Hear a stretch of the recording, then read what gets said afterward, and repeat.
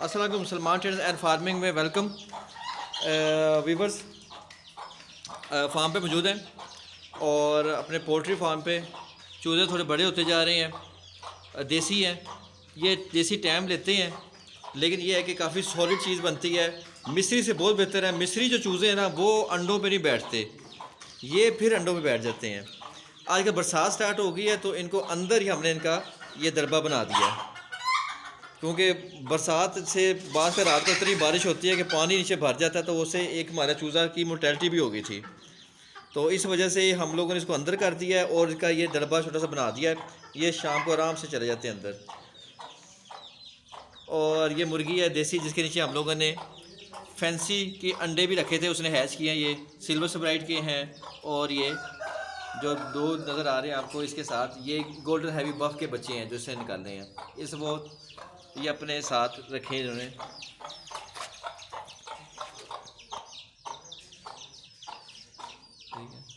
खुराक में इनको बाजरा, मकई, गंदम, पालक और बाज़ारी फीड 13 नंबर हम देते हैं। 50% बाज़ारी फीड और 50% ऑर्गेनिक फीड देते हैं। ये देसी मुर्गी है, इसने हमारे पास आके यहाँ पे 3 से 4 दफ़ा अंडे हैच किए हैं और अभी महीने 2 महीने बाद फिर जब ये अंडे देना शुरू कर देगी तो फिर हमने इसको रखा है, इसलिए कि वो फिर अंडे हम इसके फैंसी जो मुर्गियाँ रखी हैं उनके अंडे भी इनके नीचे रख देते हैं।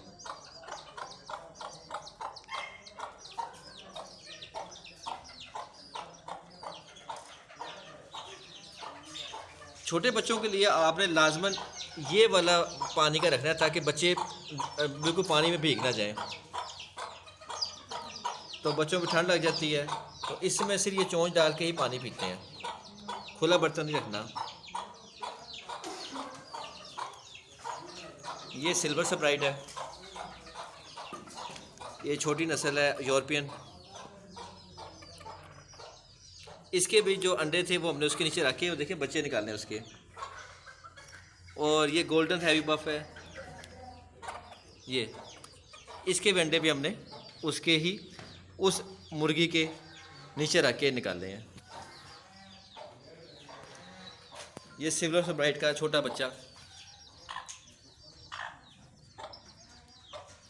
और ये गोल्डन हैवी बफ का छोटा बच्चा, जिसके पंजों पे भी फर है।